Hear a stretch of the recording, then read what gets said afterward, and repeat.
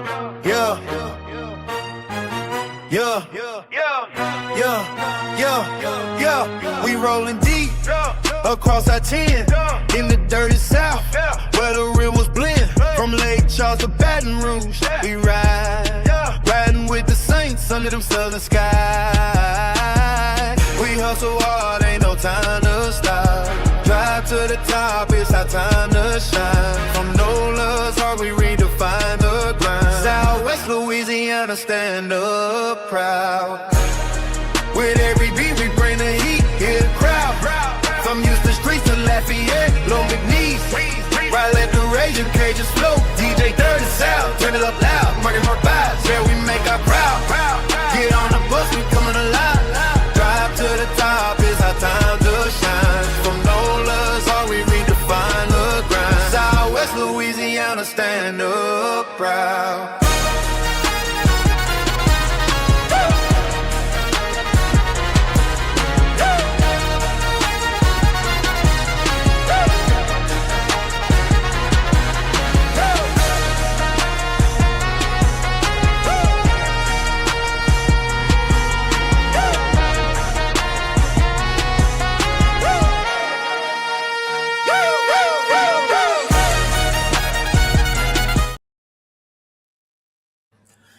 Well, good evening, everyone. Welcome to another live edition of On The Go right here on Driving to the Top Productions at Dirty South Entertainment.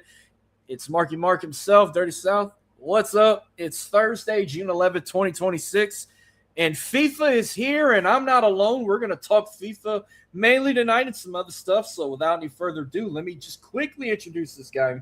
First ever appearance on the show. I just met him for the first time like 5 minutes ago. You can catch him all the way in the Mile High in Colorado from the far end of the Bench Podcast. It's Jimmy. What's up, buddy? Welcome.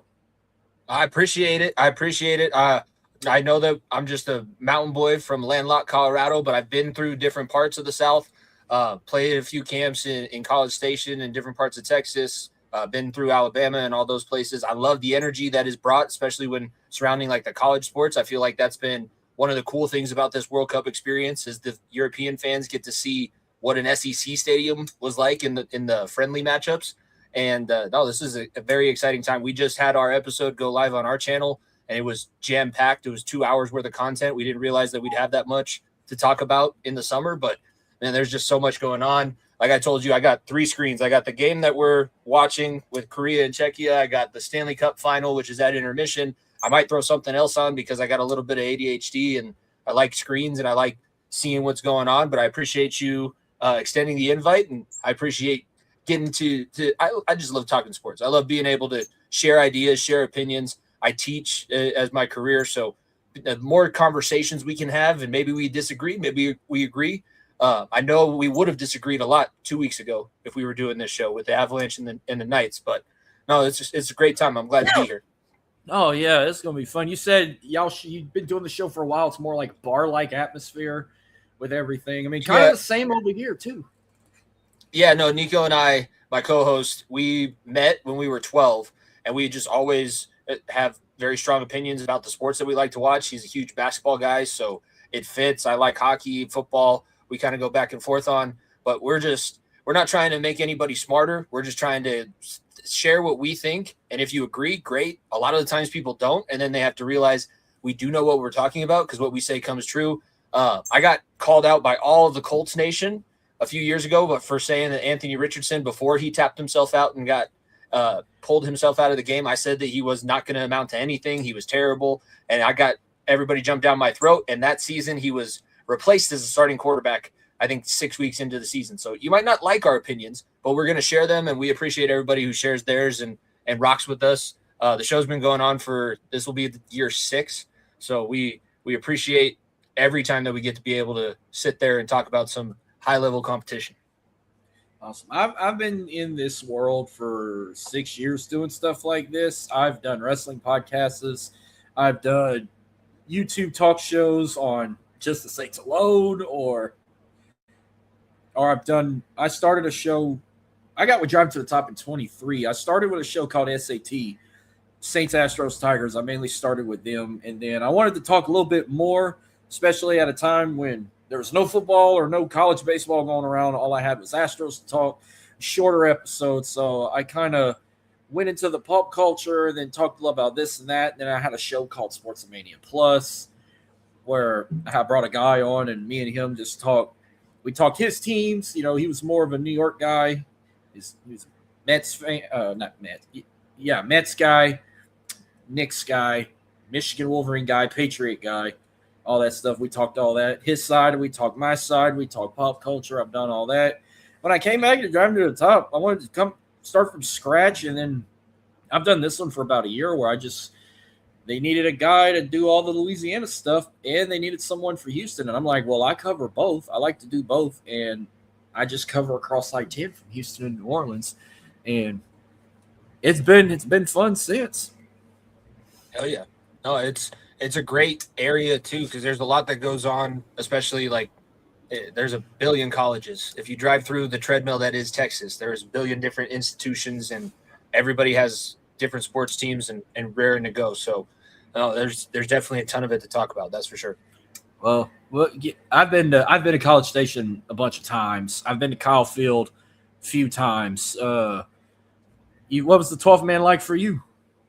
Oh, it was not during a game. It was just a summer camp. So we were on the campus. We stayed in the dorms, and then we were practicing at their facilities. We were at, I think it was College Station High School, one of the massive high schools out there, and we were doing our scrimmages on that field. So we didn't actually get to play on Kyle Field, but I've seen Bryant-Denny Stadium. I've seen Kyle Field without fans in it. I still have to get to SEC country for a true game, just with my schedule is busiest in the fall when all those things would be going on. So it's a little bit hard to get all the way out there. But those, I call them monuments. I don't even call them stadiums. Those are monuments that are built down there in the Deep South. Those are some of the nicest facilities and just absolutely massive. Like standing on the field, looking up to where the nosebleeds would be, and you know that this thing is packed every single week and everybody lives and dies with what goes on the field. That's it. It was, you can feel kind of the atmosphere and the heaviness of the stadium without anybody in there. You can almost picture and hear the ghost of the 100,000 screaming Tide fans. Have you ever been to Baton Rouge? You ever been to Death Valley? No, if I'm going to break my cherry on going to an SEC game, I'm definitely trying to go to Death Valley at night. And I would like to go out there, and I'll wear LSU stuff. I'll wear my Burrow Bengals jersey because I got a ton of them, and I have one that has the EAUX on it. And I'll just wear that, and I'll go through the tailgate starting at 9 a.m.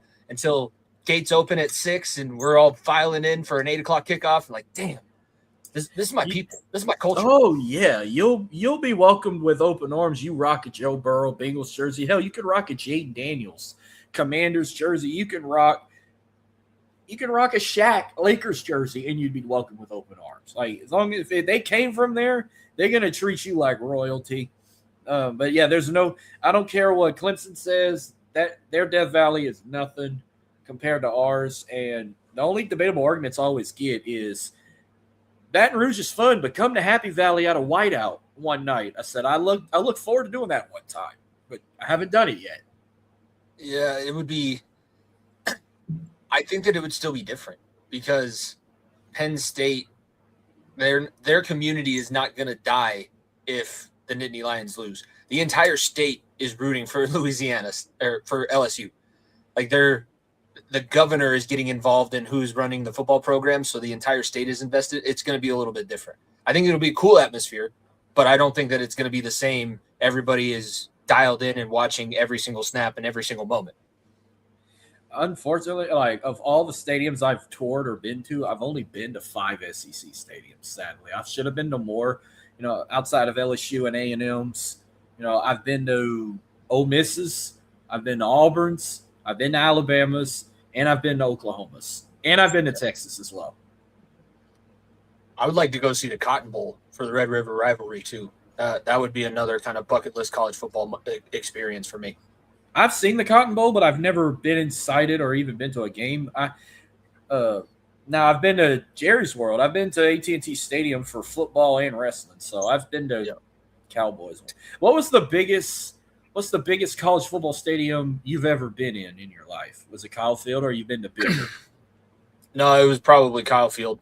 That was we've seen University of Miami, University of Alabama, and Texas A&M when we were going up and going through camps, and that was definitely the biggest one was Kyle Field. My biggest one is a team I hate with a passion. I've been to Ohio State's once. Can't stand those guys. That's why I always rep Big Blue. Like if it's big, when they play Michigan, I act like I've been a diehard Michigan fan when they play. I have an uncle who's a diehard Ohio State fan, and it's my favorite thing to do is wear blue all week that week. We see each other for Thanksgiving, and then the game takes place 2 days later, and I'm wearing some sort of blue and some sort of yellow, and he hates it. He absolutely hates it. I do the same thing for the Iron Bowl. Like I don't like Auburn either, but if I'd root for Auburn if I root for Alabama, even though Bama dominates the Iron Bowl. Yeah. And that's the other thing, too. SEC games have some weird voodoo magic. Like, they never end clean.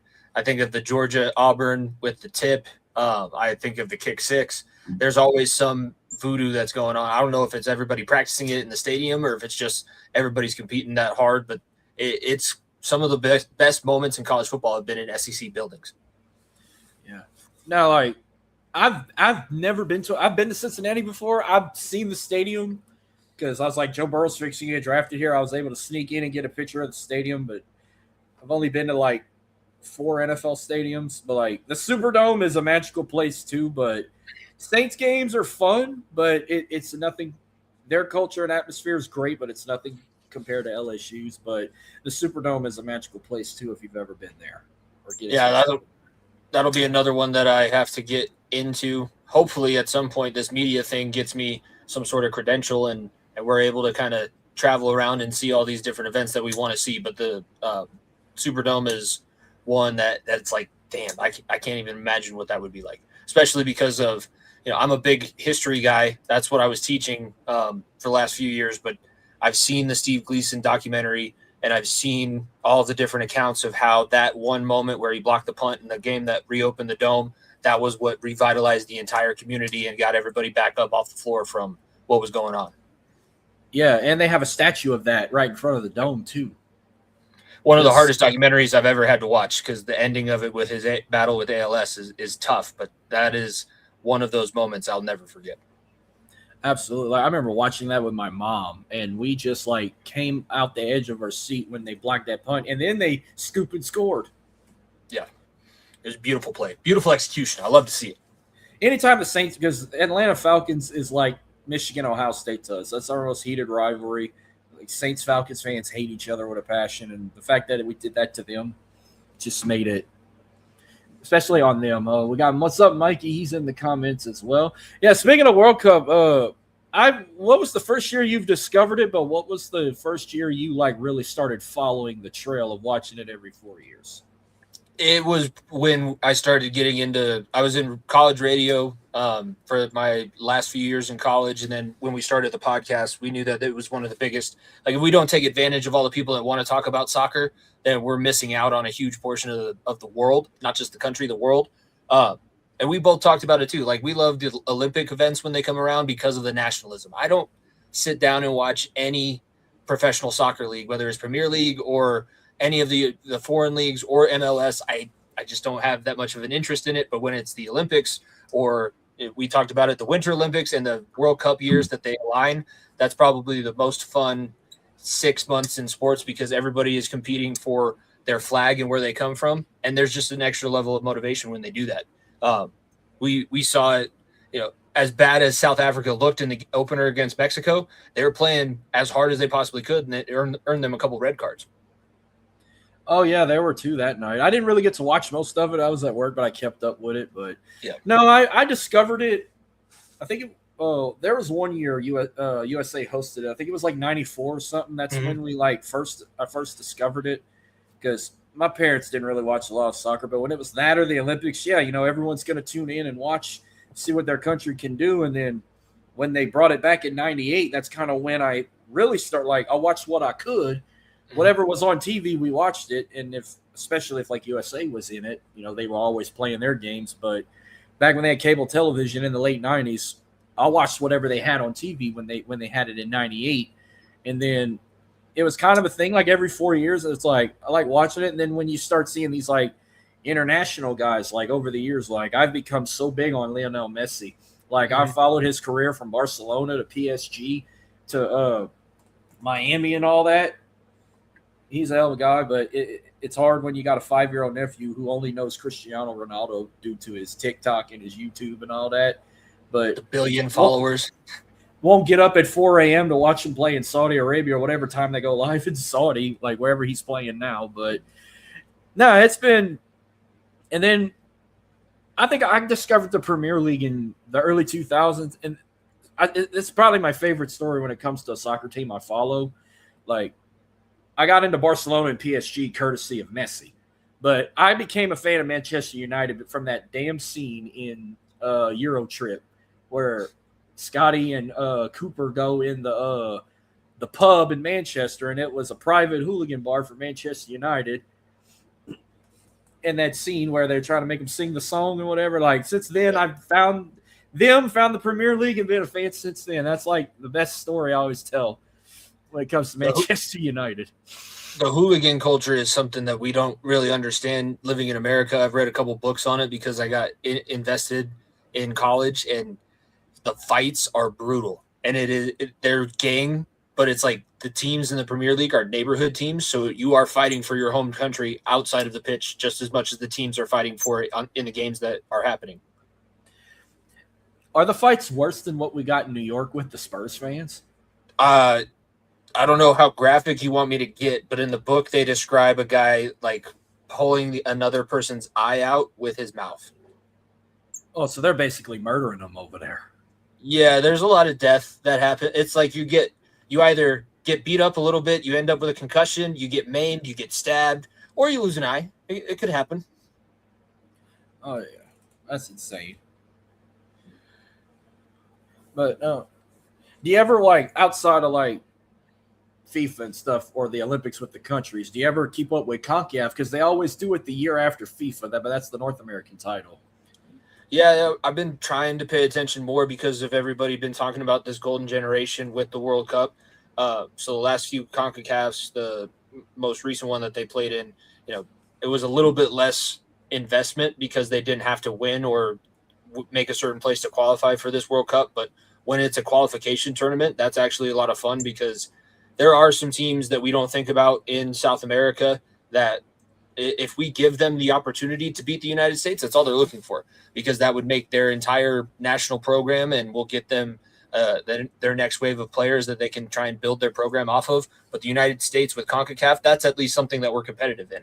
It's hard to be a fan of the U.S. in the World Cup because our men's national team outside of 2 times has not made it past the first round of knockouts. So we're basically playing all the round robin games that everybody gets. And then the first time that there's elimination, if we make it out of the group, we're normally getting sent home in the first round. So it's hard to say that I'm a World Cup fan, but CONCACAF has been a lot more fun to watch.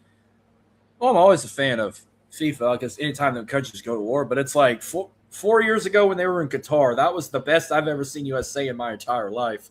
Because, like I said, I'm used to them just getting knocked out in the first round. They were able to make it to the round of 16 before they got eliminated. And I'm like, well, maybe there's a chance we can maybe get a further push because I don't think they've ever went. I think the best they've ever went, I think they won bronze, like back when my grandparents were kids or something like that. I don't remember what year it was. Yeah, they lost in the semifinals and ended up getting third, I think.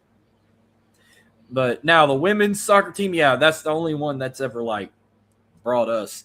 Like, I don't keep up with women's as much, but, like, anytime I hear, like, oh, USA's, like, in the semifinals or whatever, that's when I start watching and see them win a championship and whatnot. But you have any, like, I wouldn't say crazy stories, but, like, what was one of the best atmospheres or best places you've ever watched a FIFA or CONCACAF? Because mine revolves the same location, but it's a year apart.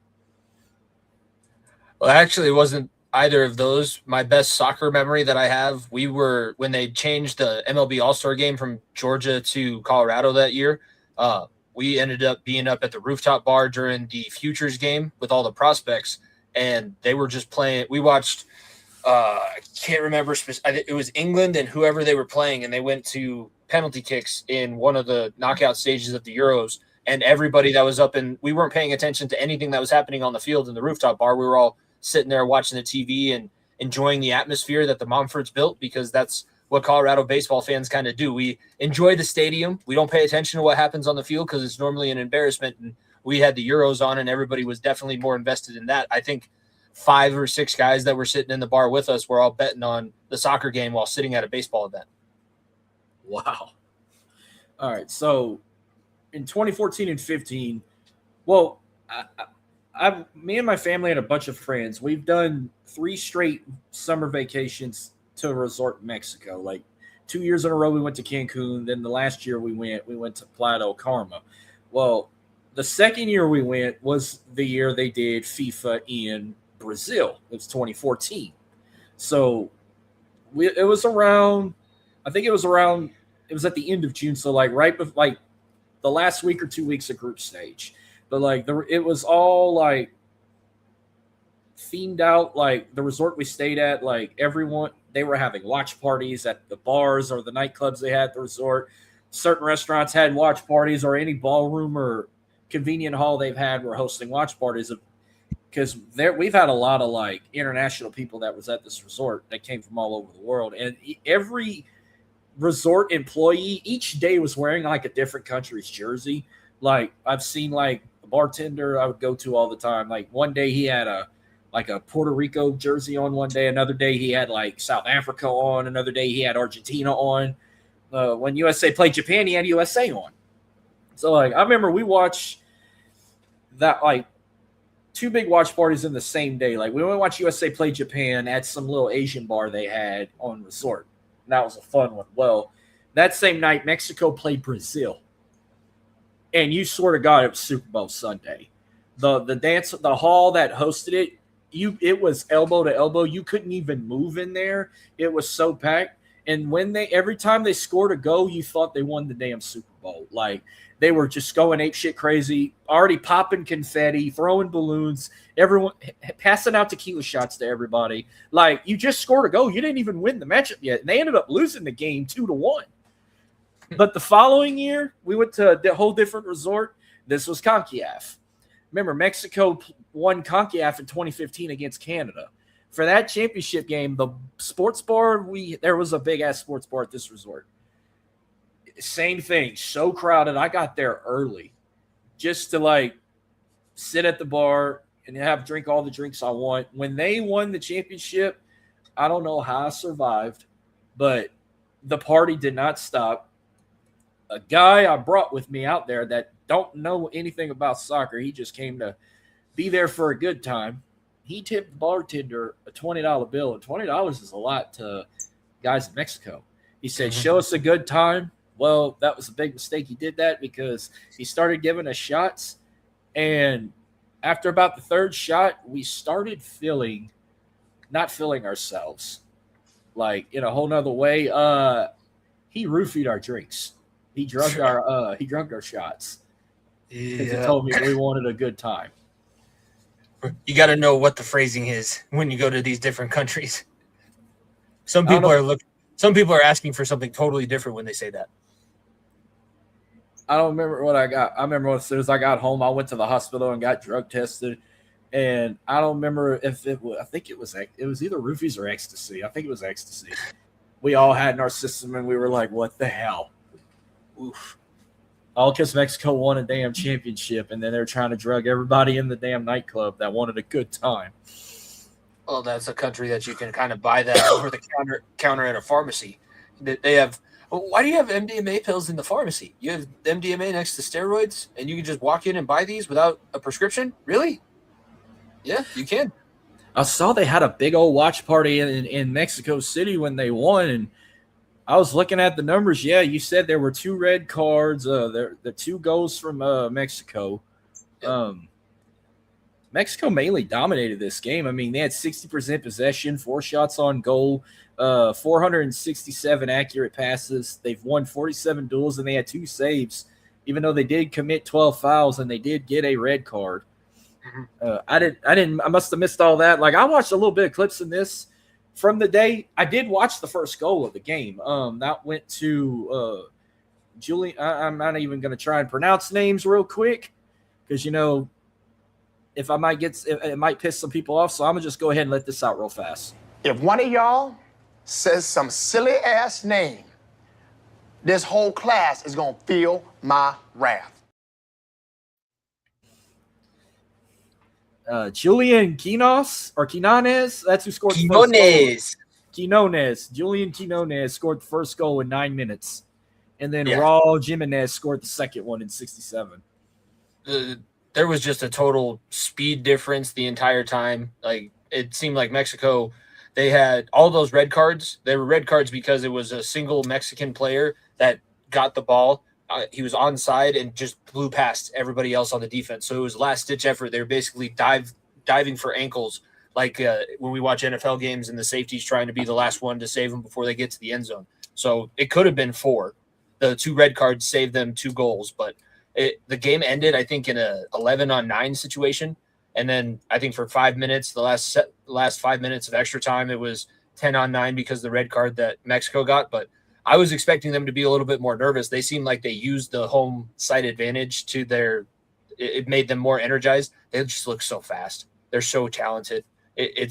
They are, even with what we've been seeing out of Czechia and Korea, because those are the other teams that are playing in that group, they are playing for second place because Mexico already has 3 points. So as long as they get a win or a tie in the next game, they're almost guaranteed to go on and be in the knockout stage. And I think they're fighting for a higher seed. They're not just fighting to make it out of the group. They're fighting for one of those top 4 seeds. Yeah, hell, this one's already looking like a good matchup with Czechia and South Korea. I did pick Czechia to win this one, and I started off 1-0, but I think damn near everybody picked Mexico to beat South Africa tonight. So yeah, South Africa's just here. They're one of those expansion teams. You're just here to take up a tournament spot. Yeah. It might look blurry for you, but I mean, I've saved it in my phone, but I do have the group stage lineups right here. And if it comes to like what matches you might be hyped for in this one, and I think most of these, I think we might agree on who could probably walk out as the group stage winner. I mean, we kind of nailed it in the head on Group A. I think we all both agreed Mexico is going to definitely win this one, no problem. But with what the lineups they have in the group matchups, another one I might be looking forward to seeing is Mexico and Czechia in the second matchup, which I want to say I think it's going to be in Dallas, but I know some of the venues might have changed for some people. But if I'm correct, when Mexico plays Czechia, I think it's going to be at AT&T Stadium in Dallas. But I'm looking forward to that one. And even Mexico and South Korea might be fun to see when we get to towards the end of June. But what about you on the Group A side? I just think if there's anybody that challenges Mexico, that's a team that if they make it onto the bracket in the knockout stage, they're a dark horse. They're going to pick up a lot of momentum. I feel like the first team to score on Mexico and kind of break that mystique that they have, that's going to be the team to watch. I like Czechia. They're just not as talented as South Korea, but they've been playing forever. They are the old school Europeans. They got cigarettes in their mouth as they walk in. I'm just hypothetically stereotypes here. They got cigarettes in their mouths as they're walking into the stadium, and they're just there to grind it out. Like South Korea has absolutely no space to get around any of them. So their system is one that they're very good at playing. I think it's going to probably be Mexico and Czechia is the best game out of this group, even though South Korea has a lot more of the talent that people would recognize. Yeah. Even though they didn't really call his name out a lot, I think another impact player for Mexico could be Ochoa. I think he's going to be another one that could be like anchor in Mexico's defense especially. But Group B, I mean, I'm not going to say this is one of the lowest bargains of a group stage, but Canada, Switzerland, Qatar, and Bosnia, I mean, I think we all know Canada ain't even good in their own damn sport they created with hockey, but I would have to probably go with Switzerland to probably take this group stage. I mean, Canada might be the lowest of the totem pole of the 3 countries hosting this year's World Cup. Mexico might be on top with USA in the middle and Canada at the bottom, but I might have to go with Switzerland. But when Switzerland and Qatar play, I think that could be like the impact matchup of this group. Qatar is the only one that I could see with an outside chance. I think it's going to be Canada and Switzerland that make it out of this group, and I do think that Canada got this group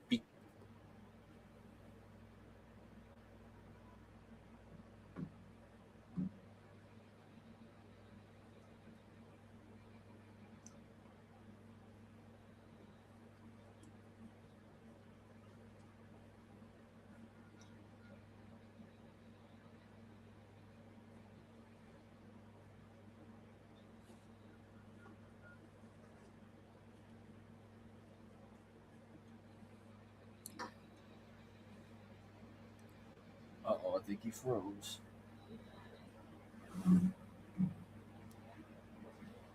He might have froze here, folks. Let me message him real fast.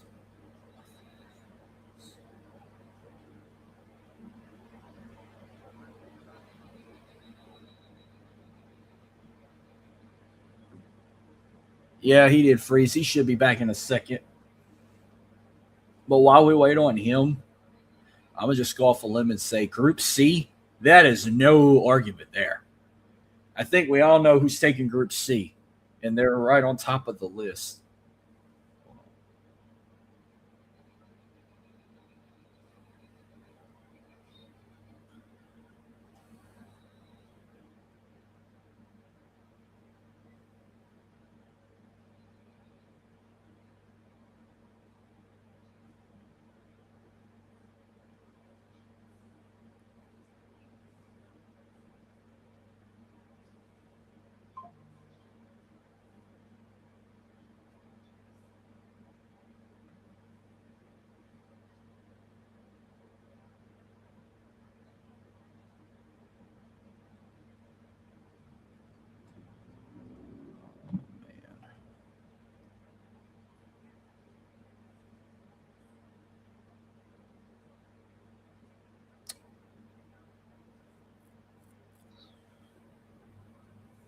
Well, while we wait on him to pop up, I'll just finish with what I said here. Brazil, definitely gonna take this one, take this group, no problem. But I'm looking forward to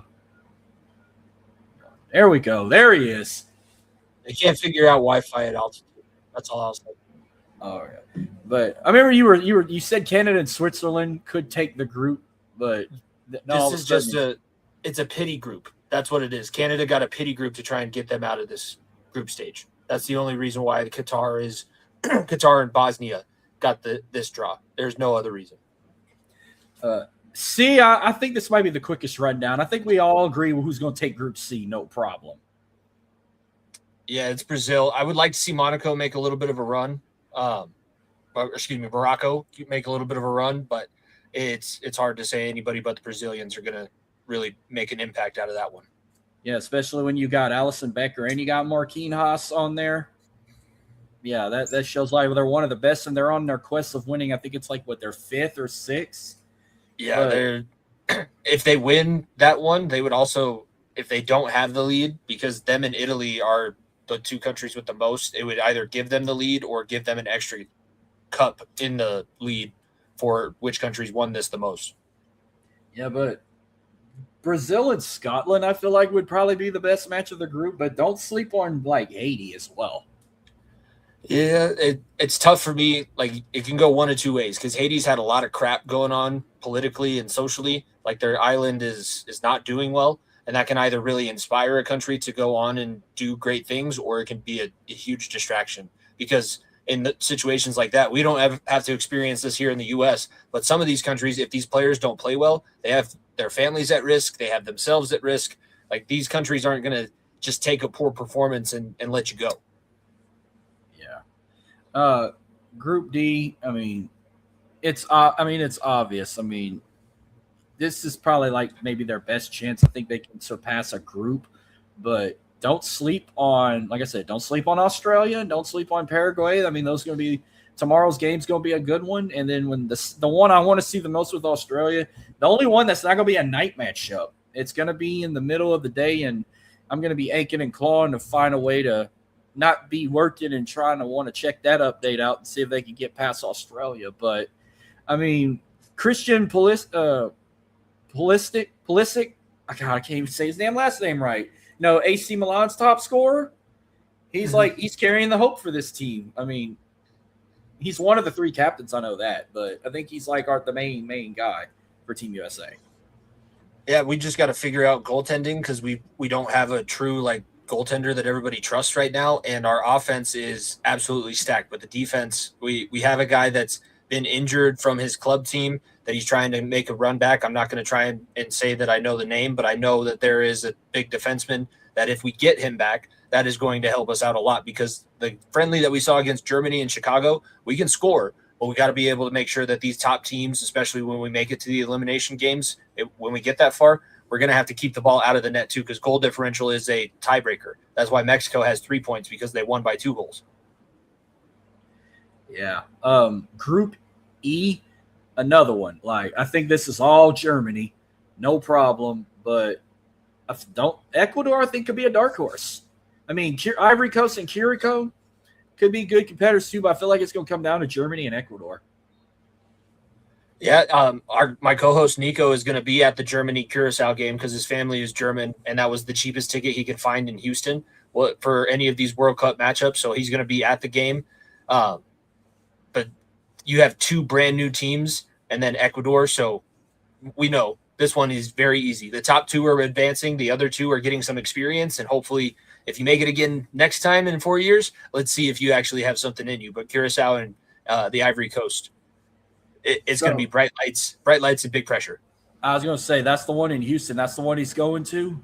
Yep, he's going. I believe it's NRG Stadium, so he doesn't have to worry about being outdoors in extreme heat that these Europeans and foreign people are experiencing. But he said it was all together, because he had miles for the airline. It was like less than $800 to go to that World Cup game, Germany and Curacao. Yeah, it was insane how much tickets are these days. I can't even imagine how much USA and Paraguay is going to cost in California. I'm pretty sure it's top notch. But I feel like it's ridiculous. But hell, if he's got a chance, I mean, I could be wrong, but I thought it was in Houston, but I think they moved it to Dallas. But when we get to Group J, Argentina and I think it's Austria, that was supposed to be one of the most highlighted matchups. They said that was the most overpriced ticket in that venue just because of one particular guy in Messi. But he's a big deal. He's almost a bigger deal than Texas. Yeah. Group F, I mean, I think I'm a ride with the Netherlands, but I don't know much about Tunisia. But I mean, Japan, I think Japan can kick balls too. I mean, it could come down to them, Netherlands and Japan. Sweden, don't know much about them, but I feel like it could come down to the first 2. Yeah, the European teams have systems. The Dutch they're always right there. I don't believe they've won it, or they've only won it once, but they've been very close in the semifinals and in the finals matchups and losing. So the Dutch and the Netherlands that'll be good for them. Japan, having played against a Japanese team, they will not give up and they will not give you an inch. So those 2, with the way the system that the Netherlands play with and the mindset that Japan plays with, those are the 2 top teams out of F for sure. Group G could be one of the most impactful groups in this whole damn thing, because all 4 teams got impact players and skills. But like Belgium, I could see going up on top, but if it comes down to them and Iran, could be a hell of a battle. Hell, Belgium and Egypt is what I'm predicting, but don't sleep on New Zealand as well. Like, when Belgium plays all 3 teams, you're looking – get ready for the money making to fly. I would like to see New Zealand do a little bit, because they're such a small and out there country, and they haven't had much success outside of rugby. So this would be one of the first times that soccer team would get a little bit of run. But that would be a long shot. They are probably they're more likely to finish 3rd or 4th than to actually make it out of their group. Group H, another one. I think it's Yamal and Spain. I think this is their group. They're going to take over. I mean, Uruguay, I know what they can do. Saudi Arabia's got some talented players as well. Cape Verde is kind of a dark horse as well. But another set of impact games here. But I got Spain riding this group, no problem. I think I said Spain is probably my pick from the beginning when we started talking about World Cup on our show. So I'm going to stick with Spain and say that I trust that their talent and their youth is going to elevate them past the other teams once they get to the eliminations. Group I, kind of the same. I mean, France. I mean, PSG just won Champions League like 2 weeks ago. I think they ready to bring something else back to that country. And I think it could come down to them in Norway. I mean, I don't know much about Iraq and Senegal, but I feel like France and Norway could be the impact match of this one. France and Norway will be the two teams that are trying to see who makes it 1 and 2 out of this group. The other ones, maybe a slight chance to be one of those third seeds in the group that make it to the bracket, but France is probably the one that I would say too much talent and too much experience. They've won a World Cup pretty recently, so their national program knows how to do it. I would say France is probably my pick to be behind Spain. So they would be my second highest favorite for this whole tournament. Yeah. Then, but also you got to watch out for what is it, Martin Delhi? He played for Arsenal, and now he's playing for Norway. If I'm saying that name right, that last name right, is it Delhi or something like that? I got no clue. It's spelled like it's like the A and the E are too close together. You don't know whether to say day or die. Like, I never seen the letters look that close unless it's just a little malfunction on this website. But Group J, I mean, another one I think we're all going to agree it's going to be Lionel Messi and Argentina. But Austria, solid group. Jordan, solid group. One I'm not really too sure on is Algeria, but I'm looking forward to Argentina playing Austria and Argentina playing Jordan. Like, two impactful games right there. So whether if you're going to Vancouver or you're going to MetLife, that's two impact games you'd like to see right there. Anybody that gets a chance to see Messi has to take it if it's within your means, because there's not going to be somebody besides him for a long time. He's got a very down to earth and super impactful throughout the entire world. So Argentina, any chance that you have of getting to one of those games, take it. Yeah, but everyone's going to be talking about Messi. I get that. But also, don't forget about Julian Alvarez, another guy. Like, Messi, this could likely be his final World Cup. I mean, he's playing in his home country and for Inter Miami, and he will be the central to Argentina's title defense with a chance to face Ronaldo. But don't forget about Alvarez as well, the young 26-year-old. He had 40 goals in 2 seasons, and he's a creative and technical threat to Argentina. Mm-hmm. Group K, I mean, another one. I mean, I can just throw 2 guys. Everyone's going to say Ronaldo, but don't forget my guy, Bruno Fernandes from Manchester United, Portugal. But something about Colombia. Every time I see Colombia on the schedule, I want to watch this Colombia team. Colombia is kind of like, I don't have them winning it all, but I always like to have them have a deep run and a deep push in this one. I mean, Uzbekistan, I don't really know much about. I've seen Congo in group stage play in the past, or whenever they go in the Olympics. I've seen them get a nice little run themselves, but possibly going to be Portugal, but don't sleep on Colombia as well. I like Colombia if I'm going to go with a different pick here, because the European countries, Portugal will be a little bit better versed for it, but the teams that come from North and South America are going to understand how to play in the elements, and I think that the European teams are going to struggle. So I can see Colombia being a team that's able to handle that, because they play in such a extremely hot and humid climate all the time. Yeah, and then Group L's this is another little group stage that's going to be impactful. You got 4 good ones here: England, Croatia, Ghana, and Panama. I know what I've seen Panama get deep runs in CONCACAF. I know what they can do there. England, I mean, like I say, the Premier League is basically the NFL of soccer to us. I've seen what Croatia had. They had a nice little impact run in the last World Cup in 22. And then Ghana, I mean, scared some people a little bit in group stage in the past, but they've gotten to the round of 32, but I think maybe won in the last 3 times. I think they made it to the round of 16, but they got some impactful players as well. Yeah, England is always the story. What Nico and I have been saying, please do not let England win the World Cup in the same year that we're celebrating our 250th anniversary of the victory over England. As long as it's not England that wins the World Cup this year, I'll be happy. Well, USA, real quick. I mean, if you want to be biased, that's your decision. But how do you think USA will turn out in this year? Do you see them winning it all by a miracle, or do you see them at least getting in a certain position in the tournament? I think dream scenario would be somehow getting yourself into the semifinals. That is not what I'm saying needs to happen, what I think needs to happen for this team to feel like it's been a success is the round of 16. So you win your first knockout stage. I don't want to say it's dependent on draw, but it would be easier to make sure that that's accomplished.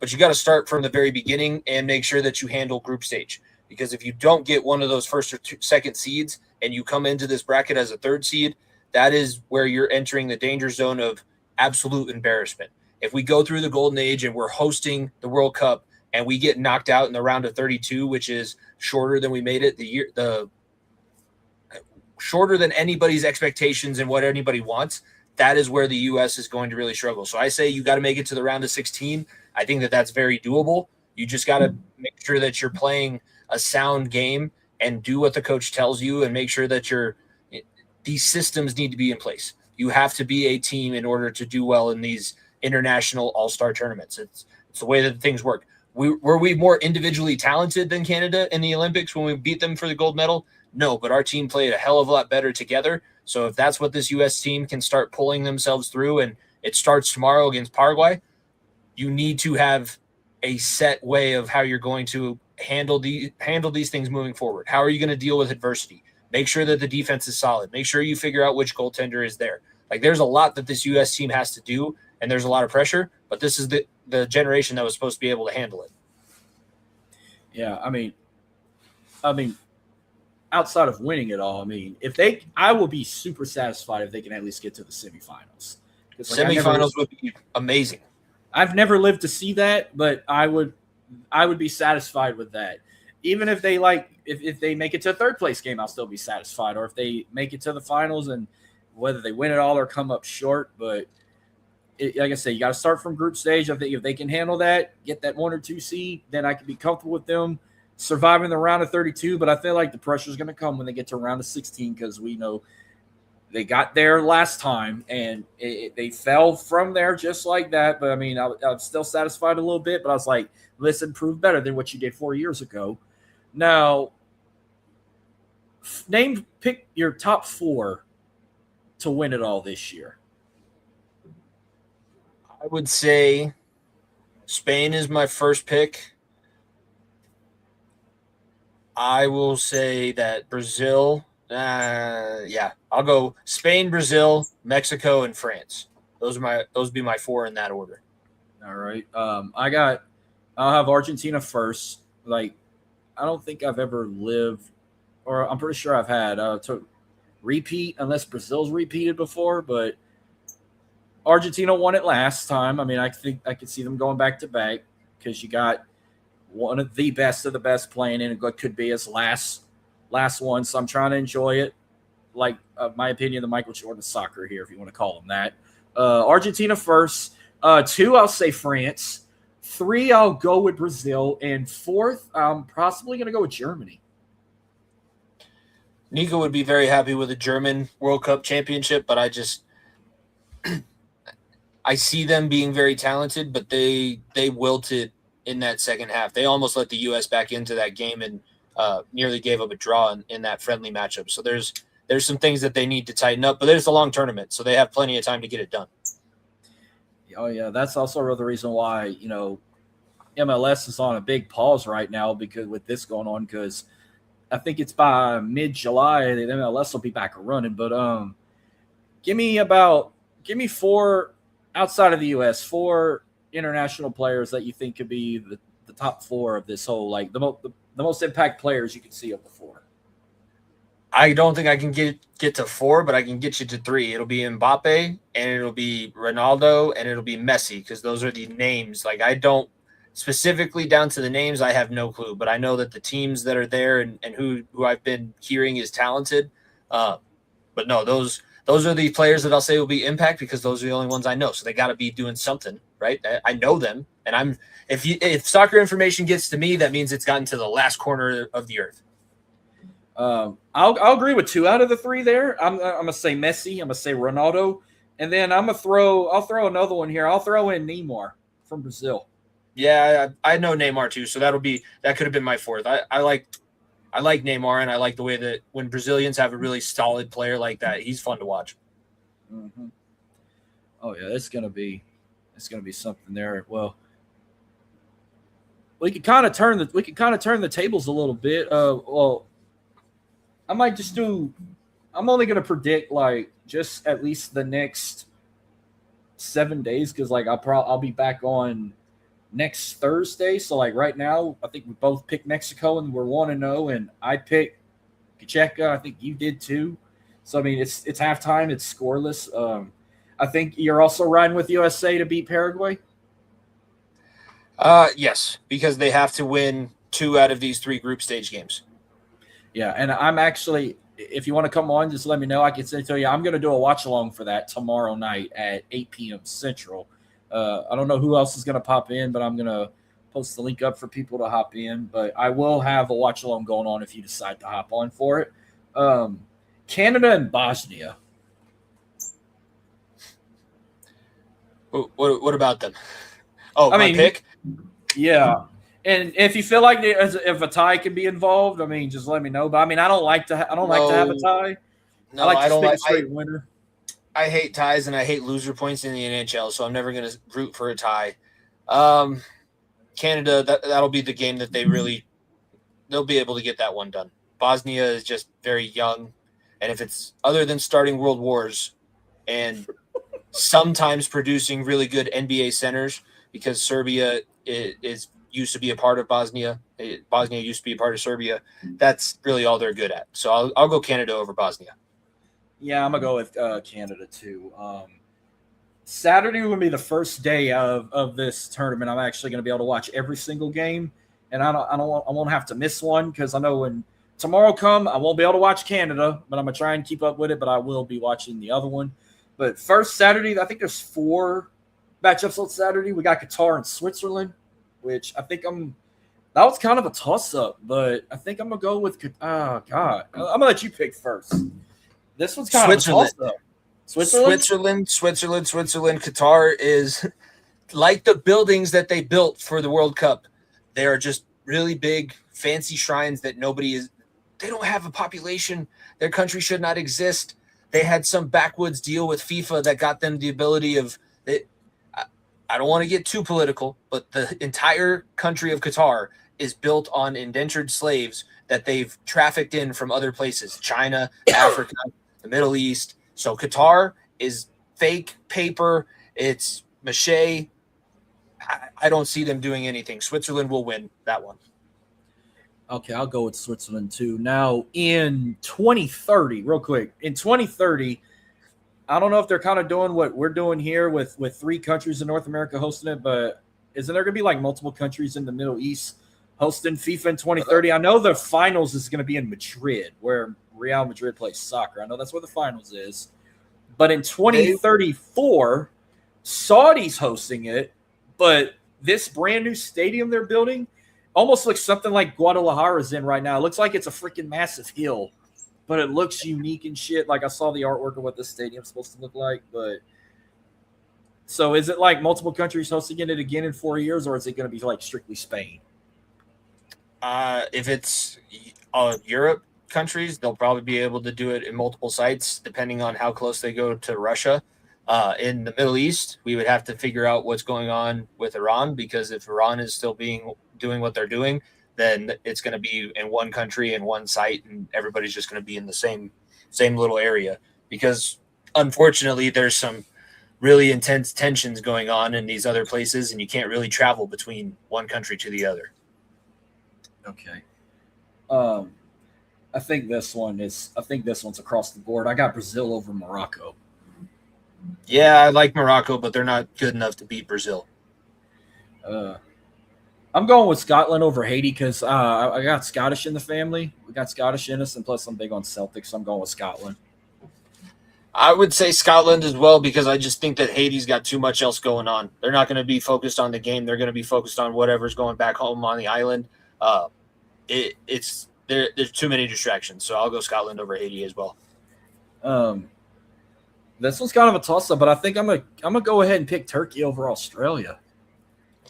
Turkey's a good team. Turkey is one of those Middle Eastern teams that they're always going to be tough. That's why I think the U.S. is not a guarantee. I think that they will get out of the group stage, but they could fumble it and lose to these really good teams that they have. I'll say Australia wins because I think the Australia-US game, that'll either be for the 1 or 2 seed out of this group. This one, Germany easily over Curacao. If I'm saying that country name right, Germany easily. If it was Little League Baseball, I would say Curacao by a mile. But Curacao. It is not Little League Baseball. Curacao is going to be – they're just going to – if they're playing in – NRG Stadium is going to be bigger than anything they've ever seen. Like, I've been to Curacao on a cruise. You can see the other side of the island. You can see the ocean from the ocean. Like, I'm on the cruise ship, and I see all the way across to possibly Aruba or Colombia. Like, that's how tiny it is. There's no shot that they can do anything against Germany. Yeah. I got Japan over the Netherlands. That's kind of grab it. I think Japan's like a heavy favorite. Japan is good. They're disciplined, and I think that they'll be really solid. They're going to be a tough team to beat or score on. Like I just said I don't want draws. They would be a team that's going to fight like hell not to make sure that there's a draw in their record. I got Ecuador over Ivory Coast. Yes, Ecuador, too solid of a program, too established. Ivory Coast is brand new. They're still in the infancy stage. Sweden and Tunisia. What I feel like this could be a tie. That one, I'm not going to be anywhere near my TV screen. Probably mine. I'll go Tunisia. Let's go Tunisia in that one. Why not? Okay, I'll go with Tunisia too. Okay, Monday. Okay, Spain easily over Cape Verde. I got Spain easily, no problem. Spain won't have a tough matchup until the quarterfinals, I think. And same with this one. I got Belgium. I think Belgium takes care of Egypt. Yep, Egypt is not that team yet. They're still getting there. They love soccer, but they're just not that talented yet. They got like 1 or 2 guys that are really good, but that's it. Saudi and Uruguay could be a tie, but I'm only going with Saudi because Saudi got the money. That's why I'm going to go with Uruguay. The country that's worth 4 coconuts against the country that's worth billions upon billions. Great. Iran and New Zealand. Iran probably a favorite, but I'm going to go with New Zealand. I'm not going to pick Iran with what they're doing right now. So give me New Zealand. I want the All Whites to get some love alongside the All Blacks. France easily over Senegal. I'm going with France. That's funny that it's Senegal because Senegal is like one of the very French parts of Africa. So they're going to all, similar cultures depending. And I think that France is just going to wipe the floor with them. Iraq and Norway. I mean, I'm going with Norway. I'm going with the Dutch. Yep. And you're not going to pick Iraq because they're also not that great of a country to be behind. So I'm going with Norway as well. And then Argentina easily. I think they should be no problem against Algeria. I think you're going with the same two. Yeah, Algeria is not going to do anything against Argentina. Austria and Jordan could be all eyes on, but why are they starting it so late? Like, I'll be lucky if I could at least last till halftime to watch this one. Yeah, I've watched some sports on the East Coast. I've been to Virginia coaching wrestling tournaments the last few years. I don't know how you guys do it because those games start so late. I think that the 7 o'clock starts in the Mountain Time Zone is tough. Pacific Time Zone has it so easy. Like it's going to be 11 o'clock and it'll be just barely 8 in Los Angeles when they're kicking that one off. Yeah. Portugal easily over Congo. Yep. England and Croatia could be a toss-up, but I'm going to go with England. Yeah, the Croatians are tough, and they're hard-nosed. And it's really funny to see all the sunburns on the British team, but the British team is definitely – they're good enough to win that game. Ghana and Panama could be not be a sleeper. I think it could be a good matchup, but I'm going to go with Panama on that one. Yeah, I think Panama has more of the resources. They've been able to kind of keep themselves in, I think, better shape than Ghana has. Uzbekistan and Colombia. Oh, yeah, easily Colombia. That's the one game I'm going to make sure I'm watching that Wednesday night for sure. And it's not 9 o'clock, so, I mean, perfect time to watch it. And when it's over, I'm out. Good night. Yep. No, and Uzbekistan, good on you for qualifying for the tournament. That's it. And then I'm going to go till next Thursday, and then I'm going to wrap up the predictions on that. But Czech, South Africa. I mean, if Czech keep playing like they're playing now, I think they can easily beat South Africa. South Africa might not get a single victory with the way that these two teams are playing. The other three teams in their group are damn good, and it just doesn't seem like they have it this year. Switzerland, I think they can easily beat Bosnia. Mexico, I know is going to beat South Korea, no problem. Canada and Qatar could be a toss-up, but I mean, I'll let you lead that one off. But what you got on the other ones? I still think that Canada will beat Qatar as well, but remind me of the other games that you said. Mexico, South Korea, and Switzerland and Bosnia. Mexico will beat South Korea, and I think Switzerland will handle Bosnia as well. All right. Well, that's all I really got on the FIFA side. Now, it's not looking good for Vegas. Carolina just won game 5, and Schmecklov had another awesome game. He scored 2 more goals in the Stanley Cup. He's had a great final series, but I love Jordan Stahl. Jordan Stahl, who, by the way, was an 18-year-old on the 2008 Pittsburgh Penguins when they came back and beat the Red Wings in the Stanley Cup final the year after they lost. And he's got 6 goals in the first 5 games of the Stanley Cup final. He's the 5th player in NHL history to do that, and he's like 35. Wow. I mean, you look at I think it's Sunday. They're playing game 6, right? In Vegas. Yeah, I think they're giving them 2 days again. Well, I might have to multitask while I'm doing the watch along for Freedom 250. But I mean, I feel like, everyone's going to talk about it's Mark Stone and Jack Eichel carrying this team around. But I mean, I feel like it's more of Mitch Marner if you're talking about Vegas. He's leading in points this season with 29. He's also leading in assists with 19. And he's also plus minus with 15.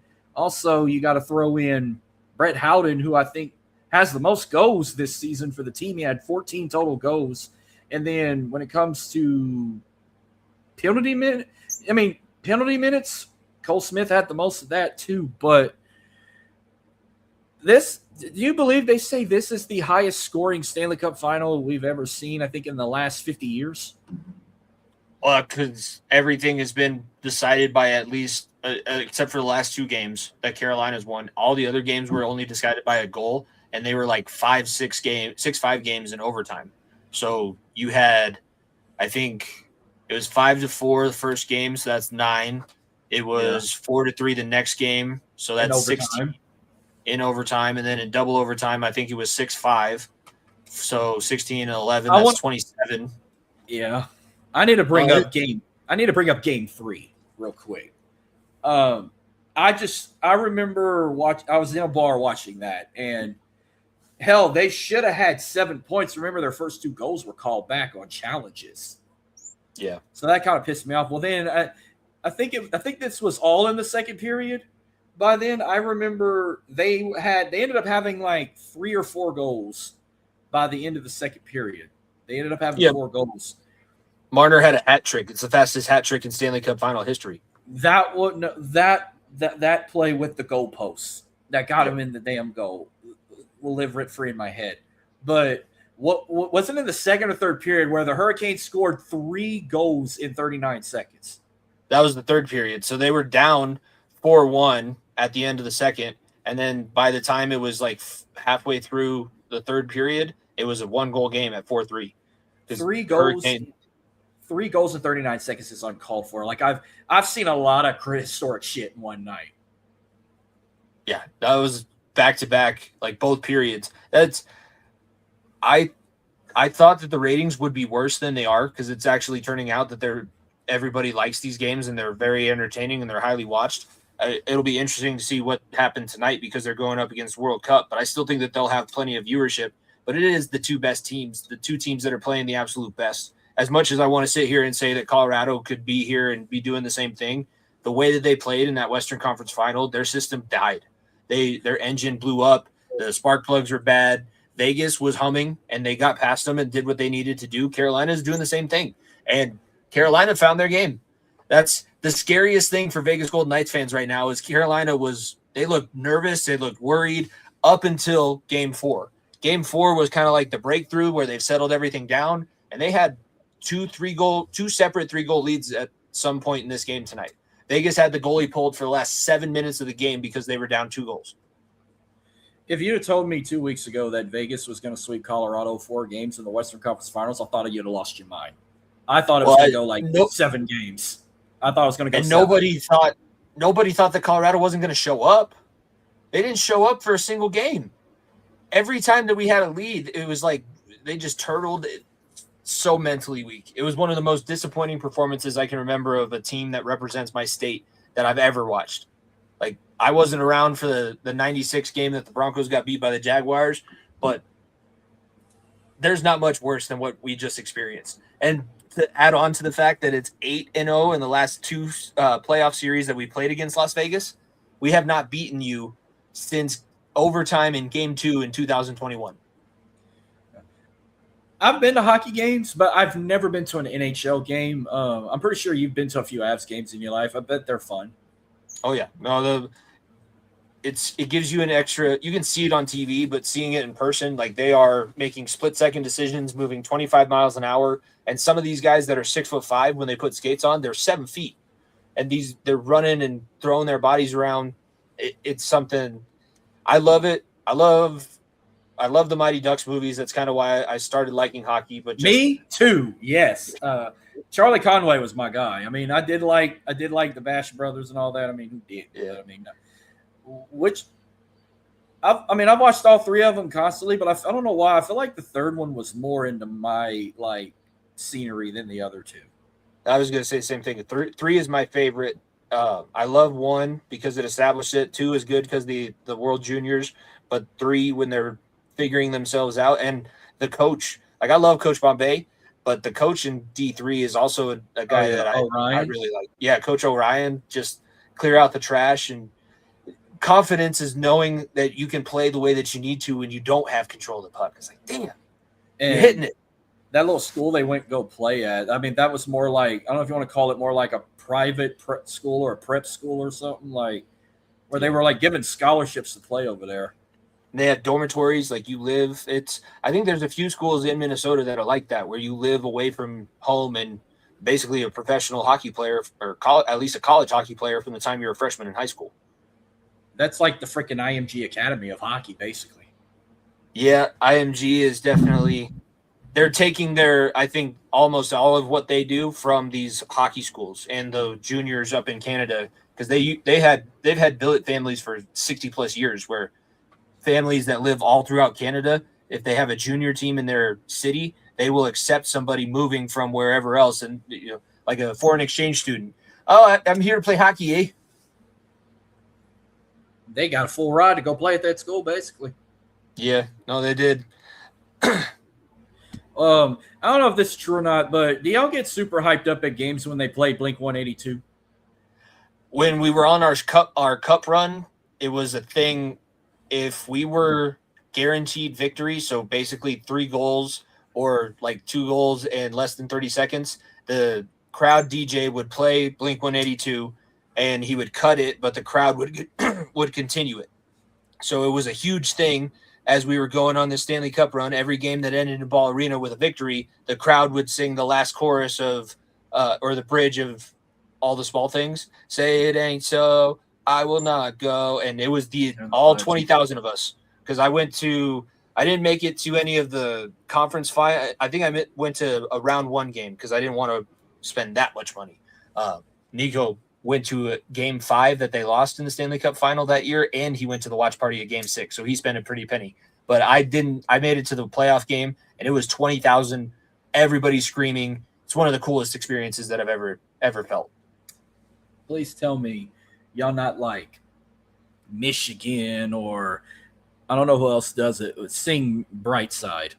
Not Mr. Brightside. No, that's a Michigan, and I don't even. Yeah, you're right. There's somebody else that does it. My favorite one about Montana and Montana State football. But Montana State plays Monet Monet, the 80s song, and when it says, after it goes, here she come, now say Monet Monet, the crowd goes, eat shit, Grizzlies, go, Cats, go.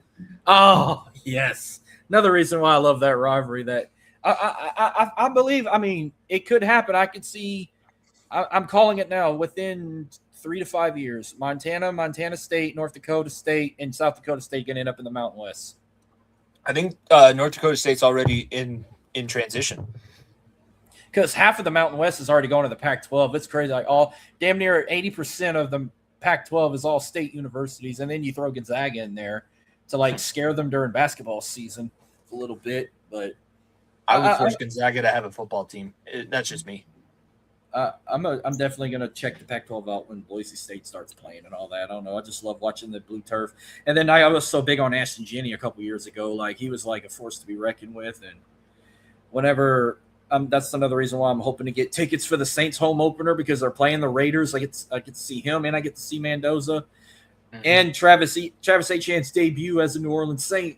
And he grew up 3 hours away from New Orleans. I'm actually 10 miles from his hometown.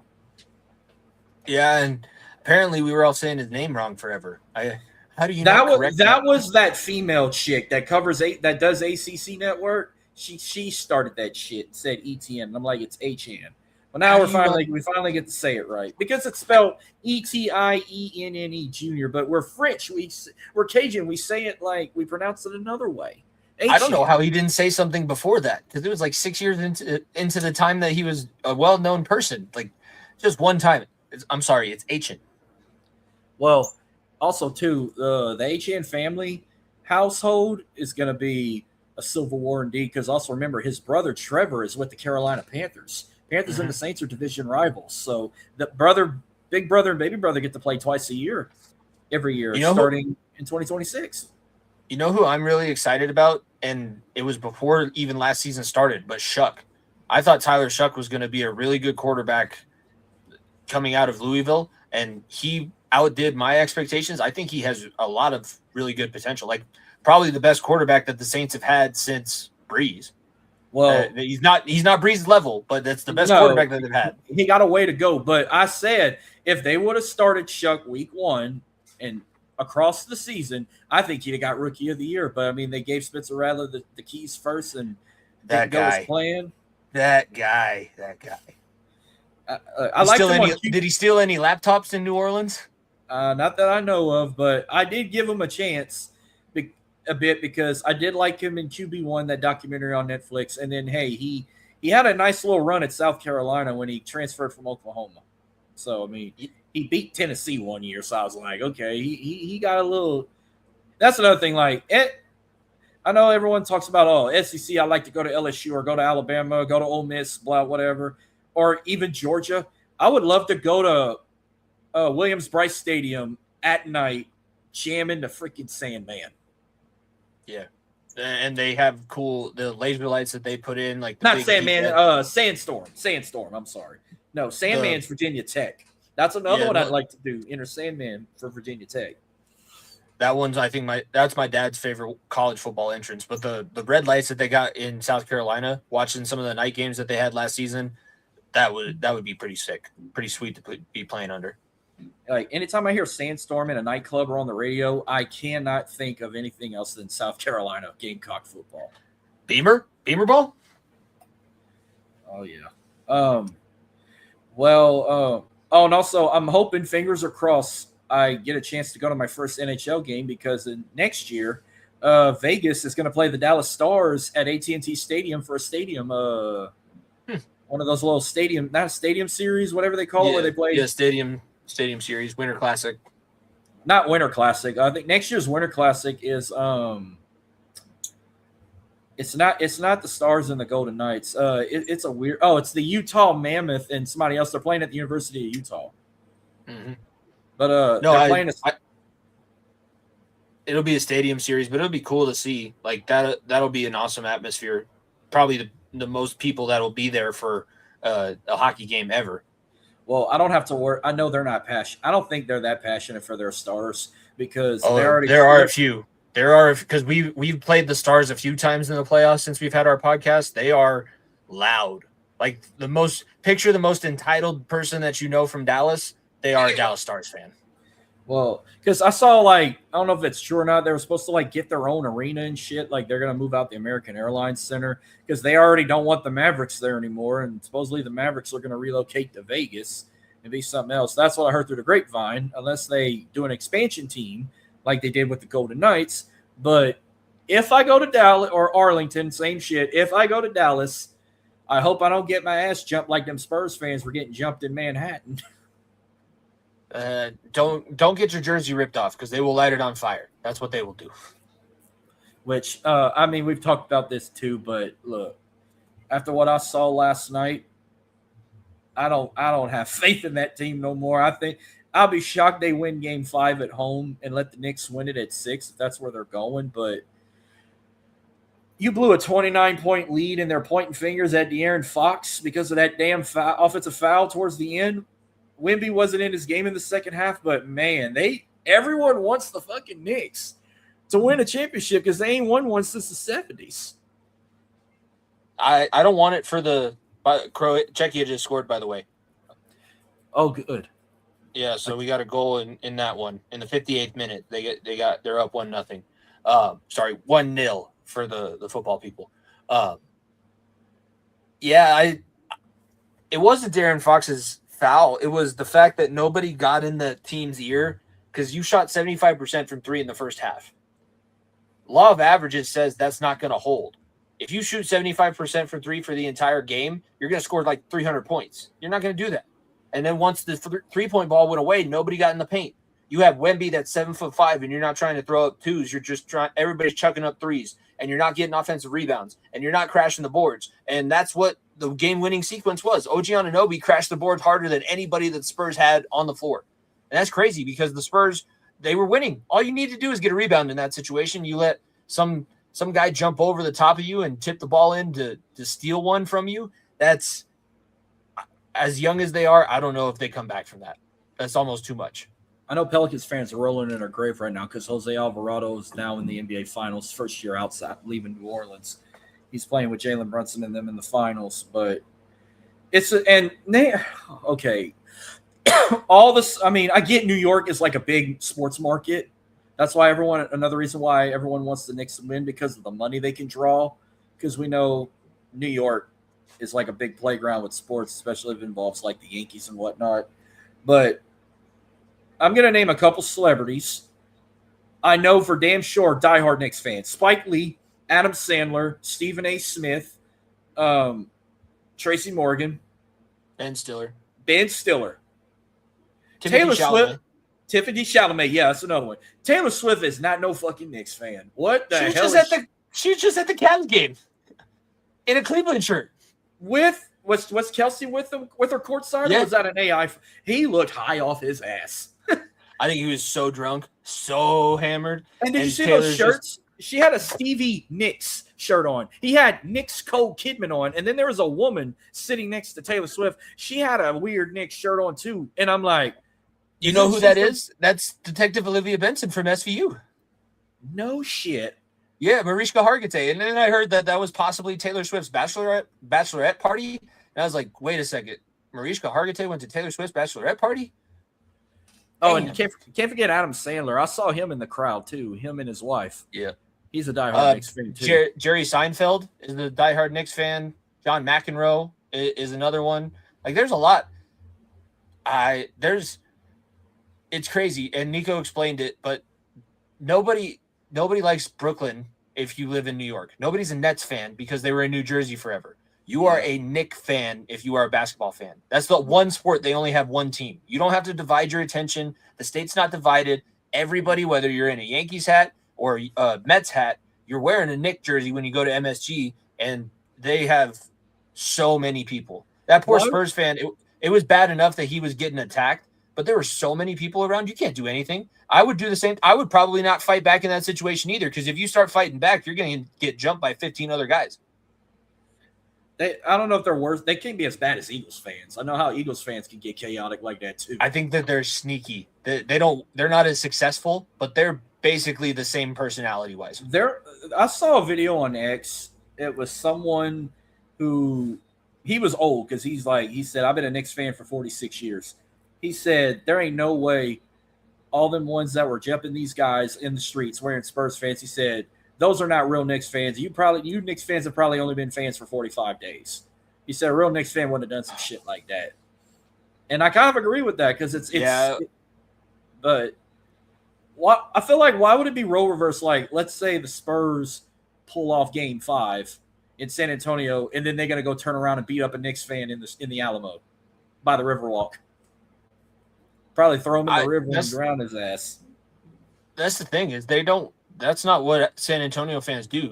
Pretty much everybody besides New York and Philadelphia are pretty accommodating. Like they can be upset if your team beats you, but you're not at risk of bodily harm, except for in a few places. And New York happens to be one of them. And it's a pretty big risk for bodily harm because they shut down like 5 different blocks last night after they won that game with just people standing on cars with megaphones screaming, Knicks in 5, Knicks in 5. And it's a madhouse. It's absolutely out of control. The police have no control over that situation whatsoever. And then police brutality is already like one harmful thing, and you can't even defend the police or even fight them without getting bombed or sprayed or tased or mazed or whatever. I've seen on X in the last 48 hours, 72 hours in between games 3 and 4 in MSG. I mean, I'm just glad New Orleans ain't like, look, Pelicans are that bad. When they lose, they're going to go up to that fan base and be like, thanks for kicking the shit out of us. Can't wait for y'all to do it again in a couple weeks. Yeah. Can't wait to get that Christmas Day victory over the Nuggets at some point. Like, they love their Pelicans, but trust me, in reality, they wouldn't give a shit if the team got relocated or whatever. All they care about in New Orleans is Saints and Tulane, and that's it.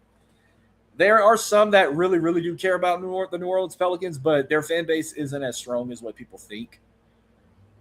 They care about the Saints more than anything else in that city. If they lose the Saints are going to – the Who Dat Nation will turn into the Knicks fan base if they ever, like, lost their NFL team and relocated. The shit that happened in New York would happen in New Orleans easily like that.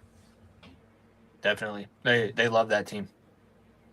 Especially, yeah, even remember – when Tom Benson was still alive, they tried to relocate the team to San Antonio at one point. And I'm like, y'all out your fucking mind.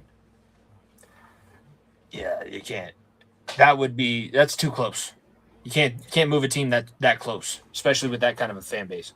Well, I don't think we have to worry about anything because, I mean, they already, like, for the 4th time in 25 years, the Superdome's getting another big renovation upgrade. And supposedly, I figured, like, if you got a team in New Orleans, it's your call to keep it there as permanent or as forever long as you want. But supposedly they signed a 60-year extension to keep the team in New Orleans so, like, as long as I'm still around, the team's going to be still in New Orleans. I ain't got to worry about them relocating anywhere. No, I think that they'll be there for life. Well, it could be worse. I mean, you could put, my opinion, one of the worst guys you can put on the cover of Madden and upgrade the Madden curse from injuring a player to relocating your team across the river in Chicago going to Indiana. But I heard that's the mayor's fault or the whoever's fault. Like, it's a political issue. I wish Ken was here to explain more of that. But, yeah, I kind of laughed hysterically about it. I think that's getting blown out of proportion. I think it's a 5% chance that they go to Indiana. I think there's a 95% chance that they're just using this as leverage to try and get what they want for the new stadium. If they move, I didn't experience Baltimore moving in the middle of the night, but that would be pretty much along those lines. But I don't think that they're going to move. I think this is just a political play. If they do move to Hammond, they're still going to be the Chicago. They're just moving right across the river. I mean, they would be in the same boat as the Jets, the Giants, the 49ers. Hell, even the Kansas City Chiefs. I mean, they're moving to the other Kansas City in Kansas, not Missouri. Same thing with Dallas. I mean, Arlington is a suburb in Dallas. Oh, is that their second? Oh no, did South Korea just score? Yeah, now it's tied. South Korea just scored and tied the game. Nice. That ball just slowly took its time going in and didn't even try to block it. But everybody gets tired. They're like, oh, they're going to be the Indian. No, they're not. They're going to still be the Chicago Bears. They're just going to be right across the water, like how East Rutherford is from Manhattan. They're going to be like in that same boat as the Jets and the Giants. But unless if they can find somewhere to build a new stadium because supposedly Soldier Field is too old and falling apart. but it's so iconic. I mean, it's just going to be weird. Well, the reason why they're not going to be in Soldier Field anymore is because they don't own it. The NFL wants the Bears to own their stadium so that they can all raise ticket prices. Because right now they can't because the city of Chicago owns it. So they can influence ticket prices, but they can't control them 100%. That's why the NFL is pushing so hard for Chicago to get their own stadium. I tell you what, you bet. Good thing Green Bay loves their team as much, because you ain't got to worry about them going in that same boat as the Bears when you got a whole city owning that team of various different owners. Yeah. No, and that family needs to they need to sell Chicago badly. Like, make your money, get out of there, because they have no idea what they're doing anymore. I feel the same way about the Brown family in Cincinnati. Get your money, take your money and run, because you're not doing the franchise a service at all whatsoever. They were saying the same thing about Gail after Tom Benson passed away, but she's kind of learning the ropes now. But what her thing is, she needs more second in command, better second in command. Like the GM the Saints have now, we've been saying for years, we need to fire his ass. He ain't worth a shit. Mickey Loomis ain't worth a shit. But this is where I think we need to bring Drew Brees back in. I think Drew Brees would make a great general manager for the Saints. He fucking loves that team, but they won't let him because he works under Fox.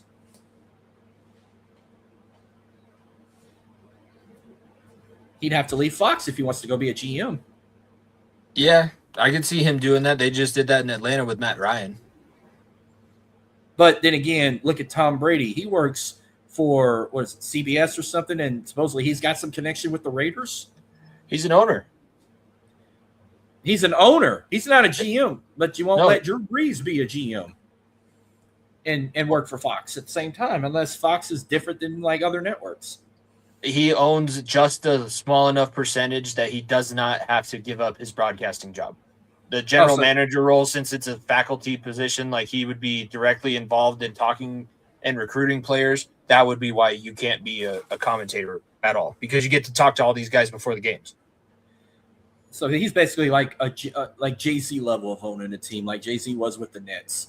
Yeah, I think that he is listened to a little bit more than Jay-Z was, because Mark Davis just likes to have buddies, but he is a very small percentage minority owner of the Raiders.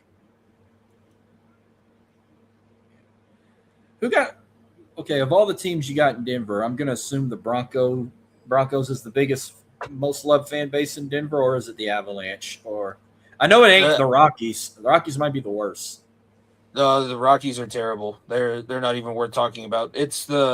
I would say that it goes Broncos, and then the Nuggets and Avs are pretty much very close. The Nuggets are not as successful, but they've been around a lot longer. We were gifted the Avalanche in 1996, and they've been very successful since they've been here. But the Broncos and Avalanche, since they both have 3 championships and multiple guys that have won MVPs, those are the top 2 teams in Colorado. I mean, you only got 2 choices in New Orleans, and you know the Saints are always going to be on top over the Pelicans. Houston, I feel like it's definitely not the Texans. They love their Texans, but they are not, because I know people in Houston that love the Cowboys more than the Texans. I feel like the Astros might be their biggest fan base more than even the Rockets. Rockets is kind of in the middle, but I've seen them jump ship to the San Antonio Spurs or any other, or even the freaking Lakers or something after getting knocked out in the first round by LeBron and the Lakers. So It's the Astros to me. Plus with the whole fucking cheating scandal, banging trash can and whatnot, when they won that one in 2022, that was like a big, that to them, that was like, oh, that's a big fuck you to all y'all that shit talked us for the last like 5 years. No, you still cheated to get the other one. Yeah, I haven't had to deal with that shit anymore, but they never gave me shit on winning it. They were like, congratulations, you won your second one on your own. You didn't have to cheat for the second one like you did your first one. And the ones that were telling me this are fucking Yankee fans. Well, yeah, like, because the Yankees should have been in the World Series besides the Astros that year. Because if you didn't know what pitch was coming, Altuve probably doesn't hit that bomb. How many times did the Yankees cheat to win?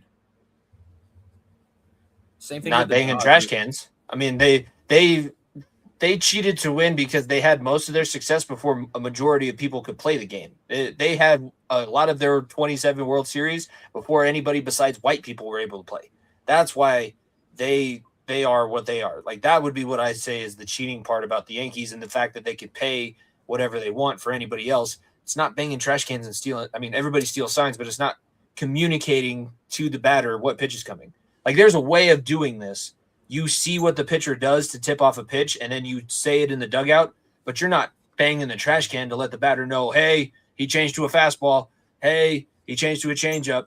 You just got to it's a whole gamesmanship thing. If you beat them without banging the trash can and you just tell somebody that Garrett Cole tips off one of his pitches, that's one thing. But you have video, you have sign stealers, you have Connor Stallions, for whatever reason, sitting in the Astros outfield trying to pick up signs. Like, there's a limit to what we can allow. And I can't allow that. I will not stand behind that first one, because it was horseshit. The second one, yes, but the first one, no. And then Dodgers cheated some way, something with lights, and then the Red Sox cheated again, because even after the Dodgers were whining about us, they were whining about losing to the Red Sox. They said the Red Sox cheated somehow too. But then I found out everyone in baseball cheats. It's just Astros were the only one to admit they got caught and they told the truth, and no one can handle the truth, and they're still going to get bashed for it. Yankees are not going on TV and say, "Hey, we cheated too." Or the Dodgers or the Red Sox, they don't want to go on and confess they cheated. The Astros were the only ones to man up to do it, and I guess that's what let them keep their title. Because I feel like if they would have still been doing this investigating shit, they probably would have got it removed from them. They were the only ones that were actively telling the batter in the middle of the at-bat what the pitch was that was coming. So that's why they're different.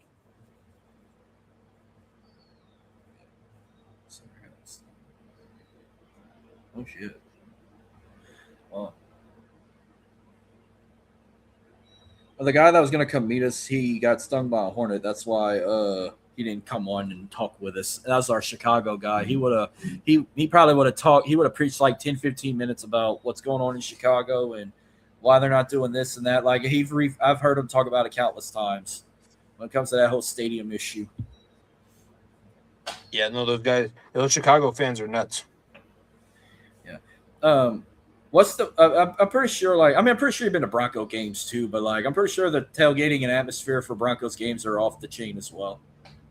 There's a bunch, and there's like guys that have had tailgates since the 70s with the Orange Crush, and the families just continue it, and it's always in the same parking lot. So if you either can know of a tailgate party that's happening, or if you're just walking around in an orange and blue jersey, you'll just get pulled over to some tent. Here, have a beer on your way in, have a hot dog, get a hamburger, some chips, and then go to the next tent and do it all over again.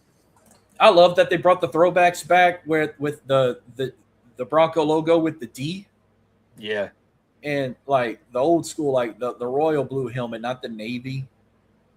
And when I like how they brought that back as like I don't know if you want to call it like a City Connect or Color Rush or throwback, but I wish they would bring that back permanently. I mean, I'm not hating the navy look, like even the one they had with the little like orange like little stripe that goes on the side with the white pants. I mean, that was kind of classic as well. That was like what John Elway and them had when they won against the Packers.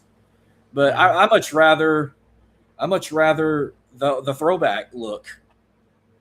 No, their throwbacks are definitely one of the best in the league. Funny enough, John Elway hated those Navy uniforms. He did not like them because the season that they beat the Packers, that was the first year they wore them. He wanted to stay in the bright colors. He was like, I don't want to play in Navy. I hate this. This does not look good. He was one of the models, and he was the only one not smiling when they did the press release for it. That was a good documentary on Netflix too, the John Elway one. Yeah, no, it's really good. He went through a lot. Yeah, they were bashing him. I think they called him a murderer too and shit, like, or something. They said, I mean, just the fact that he lost so many people that he was close to. He had so many times that he got to the Super Bowl and just got beat. Like he was somebody that was almost not wanting to make it to the Super Bowl anymore, so that he didn't have another one to lose. Check has scored a goal with a corner kick. 2-1. Yep. Oh, they called it back? They took it off the board. Damn. What was that? I didn't see no yellow card or nothing. Was he offsides? They might have called it. I guess I don't know if you can be offsides on a corner kick. Well, it wasn't corner off the field. Like, it was like outside of the box. I would guess it's probably an offsides one then. Yeah, because like he kicked it, and then whoever 22 is, he like headbutted it into the goal. But I think they called it. Mine's on mute because I don't want to like get any like trouble with the TV blaring in the background, or you might not be able to hear me really well. So I got my TV on mute, so I'm not even listening to the commentary. Yeah, I had to turn mine off so that my Wi-Fi stopped crapping out. Oh, I don't know if it was meant to be that way, but I had to watch. I forgot that Fox is mainly covering FIFA because when I was looking at the scheduling and everything, I kept seeing Peacock. So I'm thinking, okay, I'm going to have to watch all the games on Peacock. But then I was like, no, wait, Fox and FS1 is mainly covering FIFA. Like I can watch it on Fox. Well, whenever I was on the road, I had to get on Peacock to like check it out because I don't have like the Fox app or nothing, but I got DirecTV at my house. So when I put Mexico and South Africa on Peacock, they had the Spanish commentary team.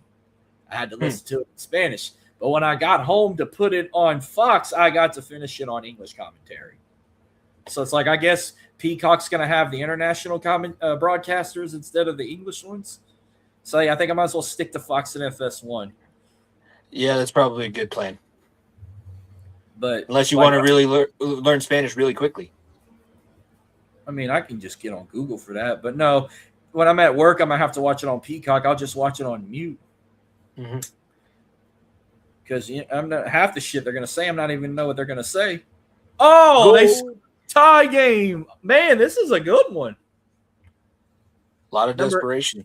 I don't know what the name says on the back of that jersey, but it was number 18. Yeah, I think he was close earlier, too. He kicked one over the goal when he had an open chance, so that's good that he got another one back. So now they got the lead now. First 2-1, yeah, because they took. If that goal would have stood, then it'd be a tie game again. Man, this is a hell of a game right here. This is what makes it fun. I'm gonna see who that. I want to see who that was. Hold on.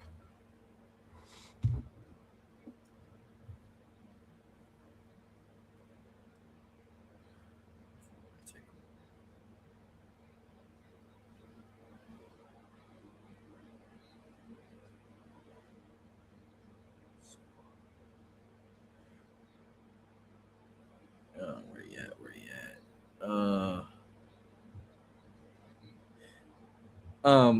at? On Geaux scored the goal. If I said his name right. Yeah. On Geaux. Or Goo. He's number 18. Yeah, I'm not as good at Korean names as I am with some of the other ethnicities. Yeah, this is an exciting one right here. This is like welcome FIFA's back indeed. This is a prime example. Mexico brought the vibe, but now we got ourselves a hell of a game here.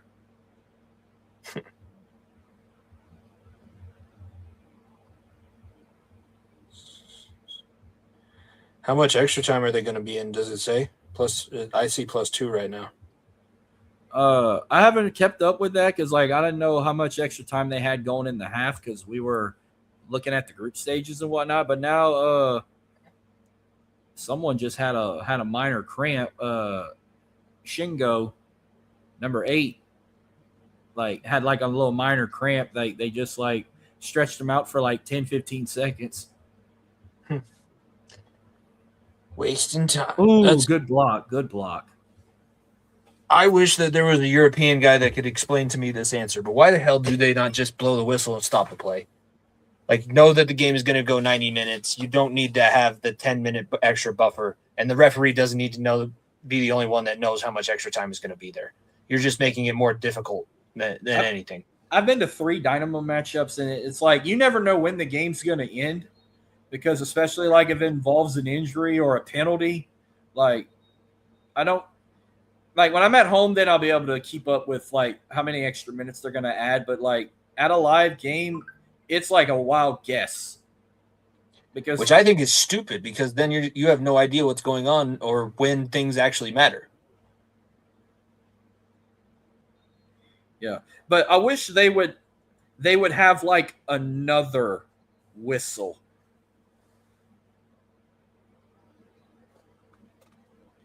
Because like that, them blowing that whistle can mean anything. They can mean like a substitute, a penalty. But you got to watch the signal. You got to watch the referee's hand signals. Like if he waves like both hands, I think that's either halftime or game over.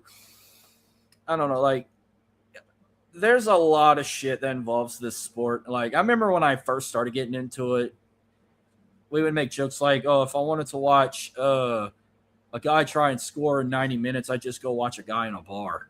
Mm-hmm. I still feel that way.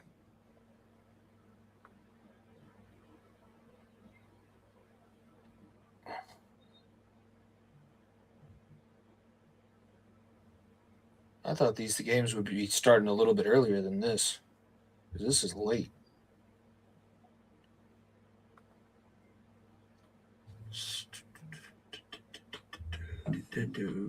Hell of a game, though. Holy shit. Well, somebody's getting substituted. And see, I think, and that was the thing I didn't realize. Like, I remember they would hold that sign up, and then it took me like a little while to realize, oh, that's how they announce like they're substituting a player. Like they just hold this sign up. Like if their number's red, they're getting checked out, and their number's green, they're getting checked in. There's too many fancy ass rules that make no sense, that you can get rid of and make everything a whole lot simpler. It sounds weird, but the only thing I don't mind is like I don't mind that they don't stop the clock at all, because you know this game could be just as long as a baseball game. Well, no, that's what I'm saying. Just be 90 minutes, and if you do too much, it's a delay game. Like every other sport, delay game penalty. Like if you're wasting time, we're not just going to add it on to the end of the clock. Like, just be assertive. You're European. Be assertive. Yeah. But I bet you got to be in shape to do the shit they do. Running across a field for damn near 90 whole minutes. You get a workout at that. Like, I guarantee you, I'd probably drop 2 waist sizes if I played this damn sport. That's reason I never played it at all. Never even touched it when I was young, because I just had no interest whatsoever. Well, we never had the high school I graduated from. I mean, we were a small school. I mean, we didn't have every sport you can think of. Like we had Little League soccer when I was a kid, but then they stopped doing it. You have to go like move into the city, or like a lot of the small towns don't really have soccer leagues in Louisiana. It's usually the big cities or the bigger schools that have them. But like I never played it as a kid. Like right when I got older enough to play it, they kind of dropped it because no one really wanted to play it. So like it was mainly just football. I played basketball like 1 year, but I was the worst player at that. That was like my worst sport I ever played. I was more of a football and baseball guy, and I did track and powerlifting as well. But we didn't have a lot of sports to provide at my school, the school I graduated from. I'm pretty sure like up in Colorado, y'all had literally everything. Y'all probably had like tennis, soccer, lacrosse, swimming, hockey. Y'all probably had everything in Colorado. We got some small towns that don't have everything, but the school I went to is the biggest in the state, and we had pretty much anything like golf, tennis. We were really good. Like I'm coaching there now at football, so not to be too braggadocious, but we're a pretty good football program in the state. But most of the schools are only like 1,500 kids. Like the big school that I graduated from, we graduated, it was 4,000 kids at the school. Oh my God, I had 64 in my graduating class, but no, the biggest school in Louisiana, I think the most kids they ever had in their graduating class, I think was like 1,200. Yeah, but then I went out to College Station High School when I was out at that camp, and they had like 10,000 kids. That's insane. And you want to talk about big high school? Go to Allen High School in Dallas, where Kyler Murray went to school. I had a buddy that he transferred from Allen to our high school, and he was like, "That is a college campus."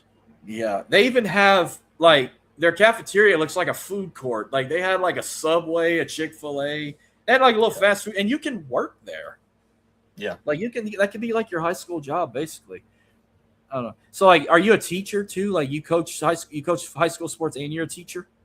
Yeah, I coach high school sports, and I teach middle school. I was the middle school social studies teacher the last 4 years, and I'm teaching English next year. Nice. I'm sure them kids these days can be a pain in the ass.